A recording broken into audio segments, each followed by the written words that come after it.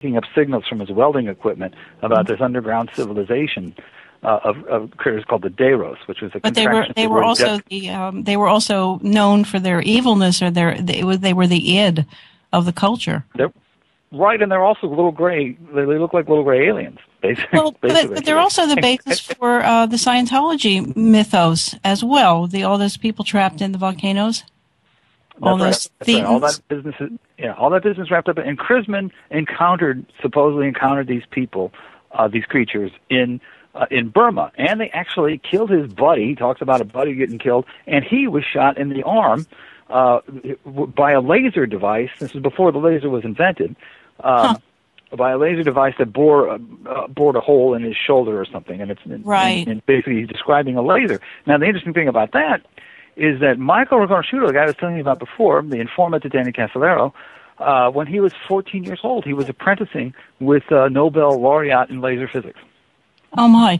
So, and Michael was Fred's boss. No. Michael, no. He had a relationship. Michael's father was Chrisman's business partner. Yes. Okay. In Tacoma, Washington. And what kind of business were they business partners in? There was a TV guide that they distributed to hotels. That's one of the things. The only thing we really know about this is that Chrisman wrote an autobiography called "Murder of a City" under the name John Gold, and he talks about the office there being Marshall Riconosciuto bugging the office, and the only thing you really find out about what they actually do. And, people say it's an intelligence run or something, is they distribute TV guides to the local hotels. Okay, now, and at the same time, there's another train of thing, and I just lost my train of thought. And That's common in this case. Yeah, but you brought this out. Oh, Lord. It'll come back. Okay, so let's go. Let me make this point. Chrisman, so Ray Palmer knows who Chrisman is by the time he hires Kenneth Arnold. But he doesn't tell Kenneth Arnold. He doesn't say, "Oh, I know this guy. He wrote us a letter. He's part of the Shaver mystery." He doesn't. And are we sure he didn't? Are we sure he didn't tell Arnold? In other words, are we sure that Chrisman didn't know Arnold? That Palmer didn't. That Palmer didn't know Arnold. Yeah. Well, Arnold was famous. Everybody knew Arnold. He was famous for the flying saucer thing. At that point. But Palmer told Arnold that he knew Chrisman, and when Arnold went to investigate Chrisman, that information would have been important. Right, but it was never communicated. And I'll tell you what, there's a very parallel circumstance with Jim Garrison. Jim Garrison says in his autobiography that he knew Guy Bannister when he was working as a federal agent in the Pacific Northwest in the 40s. And Guy Bannister figures into this story. Garrison said he and Bannister would get together all the time and talk about things. Bannister was involved in a UFO recovery. There's just no way in the world that they didn't talk about Moy Island, and that Garrison knew who Fred Chrisman was before he started investigating him as part of the Kennedy assassination. And yet that material never surfaces. Garrison doesn't say, "Well, I knew this guy in the 40s." So Chrisman's presence on the scene is telegraphed in advance in both instances, and there's no reasonable explanation for either one. Wow. And now, did Harold Dahl confess to Guy Bannister that it was a hoax, or was it to another FBI agent? Well, what happened with Dahl, of course, is he got visited by Men in Black. Right. And after that, his son disappeared, and his wife got sick, and his business went to pot. And the Man in Black told him, "If you tell anybody, this is what's going to happen to you." And then that happened to him. So thereafter, Dahl started saying it's a hoax. Now, it doesn't strike me that he said that to Bannister. But because what happened was two FBI agents, after the whole breakfast with the Man in Black, right? That's what happened. They had breakfast together. Right. Then after that, it was, according to, it was Chrisman who encouraged Harold Dahl to go forward, that the Man in Black encounter, the breakfast encounter, took place before Harold Dahl obviously went public. But it was Fred Chrisman who encouraged Harold Dahl to go public, and it was after the Kelso story that the FBI agent showed up to investigate the whole thing, now that Davidson and Brown had been killed in an air crash. And here was Harold Dahl kind of at the center of the story that brought them there in the first place. And that's when Harold Dahl's wife said, look, you're a drunk, you've been lying, confess the truth. And that's when Harold Dahl said the whole thing is a hoax, but then recanted on his hoax story. Yeah, so he recanted in correspondence to Gary Leslie and Lucius Farish, two kind of well-known UFO investigators, and that's reprinted in the Maury Island book. This is 1968, where he's certainly not writing letters saying this is all a hoax. Although some of these letters may have been written by Chrisman too. That's right. Now, I don't want to get too far from Guy Bannister because he recovered a flying saucer, and we haven't discussed that. But also, there's another aspect to the Chrisman thing: is that Chrisman believed that a television show in 1968 was based on his experiences. That's what I was trying to get to. That was it. It was the that was it. It was the Invaders. Yeah, it was right? driving me crazy. Good. The Invaders, right? A Quinn Martin production. Right. Okay, so how did that come about? How did that story get from Chrisman to, Roy Thinnes still goes around to UFO conventions? He does, exactly. Which is weird. He was, yeah. I met Roy Thinnes, and we sat down. We actually, in Roswell, we watched a couple episodes of the Invaders, and he didn't know about the Kennedy connection either, though. So how did the Invaders him on that? But let me tell you this. This is the interesting thing. So how does, if it's true, if it's not just Chrisman, weird ego thing of Chrisman thinking this show is about him, how does it come about? This Quinn Martin production company. Quinn Martin rose to fame on television first as the guy who produced The Untouchables. Right. But then he had he did another program called The FBI. Right. With Ephraim Zimbalist Jr. Zimbalist Jr. Yep. Wow. Right. Now, here's the very weird, interesting connection that I only half made in the book. I didn't get the entire picture until after the book came out. The FBI had as a script consultant a gentleman named Mark Felt, who we now understand in history to being Deep Throat in the Watergate investigation. Yes, he was a deputy director who worked directly under J. Edgar Hoover, who felt passed over for the directorship. How do you spell his last name? F-E-L-T. Okay. Who felt passed over for the directorship as Hoover got older. And so what's so fascinating is that even though Felt was the person in charge of the scripts, Felt had to turn the scripts over to J. Edgar Hoover, who personally approved each episode for what Lou Erskine, i.e. Ephraim Zimbalist Jr., would do. Right, precisely. And so what we have here is concrete evidence that, in fact, these spook people, these intelligence people, actually do consult on television shows, and they actually consult with Quinn Martin, and Quinn Martin Productions will also produce The Invaders.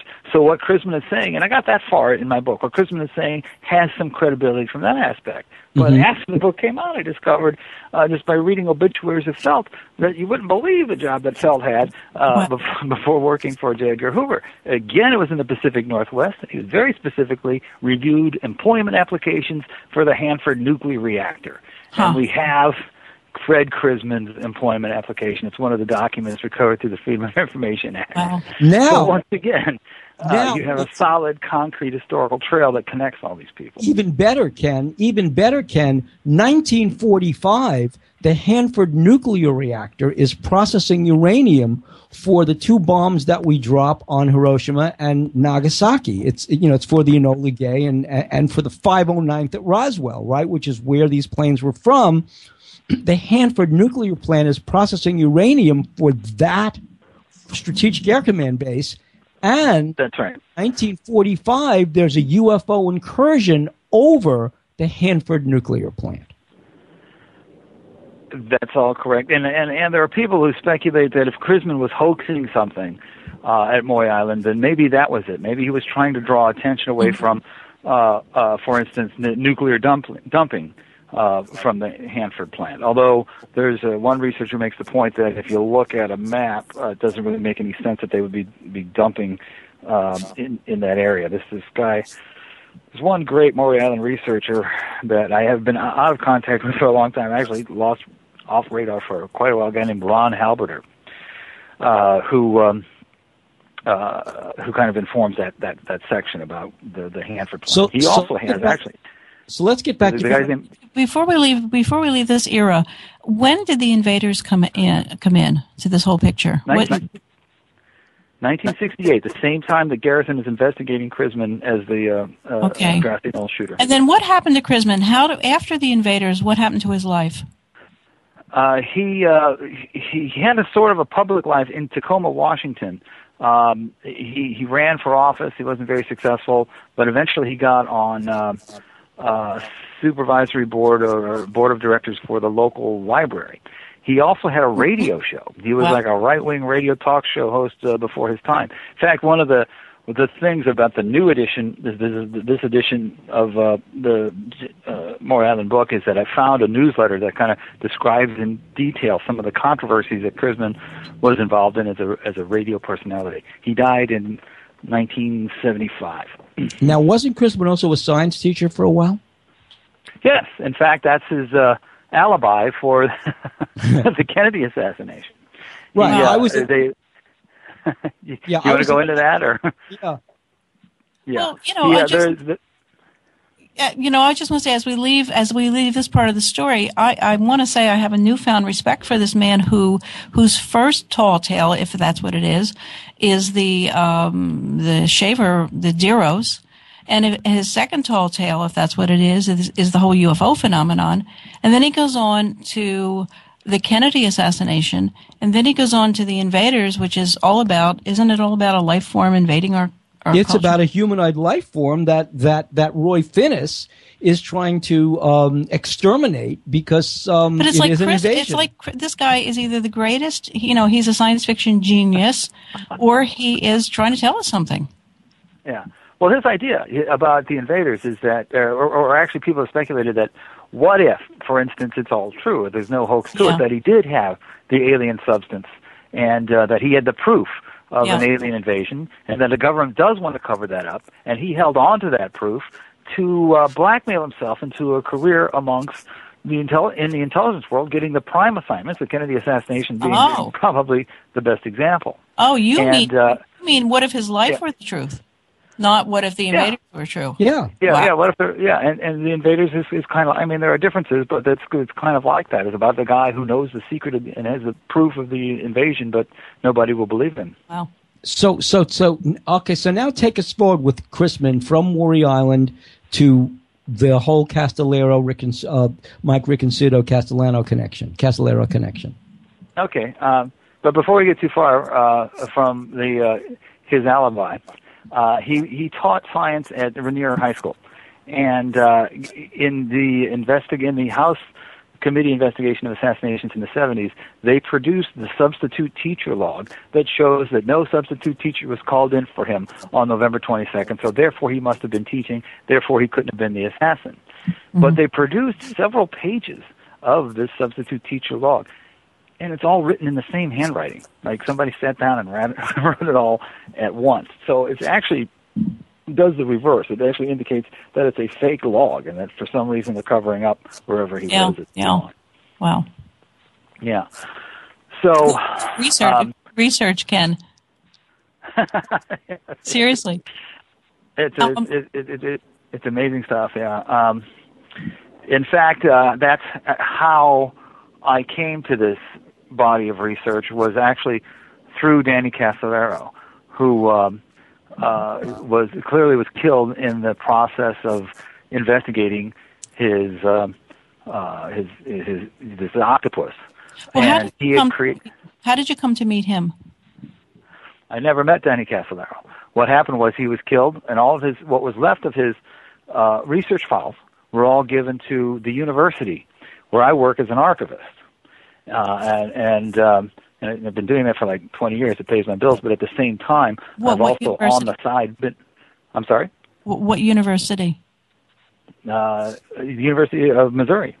Okay. Actually, and in Columbia, Missouri, which is 2 or 3 hours outside of St. Louis, center of the country. Castellero. So his papers came to the University of Missouri. Yeah, they were donated by his brother to a journalistic investigative office at the University of Missouri. First it went to ABC News, which probably picked over it since the media is all infiltrated with these intelligence people. And then it was given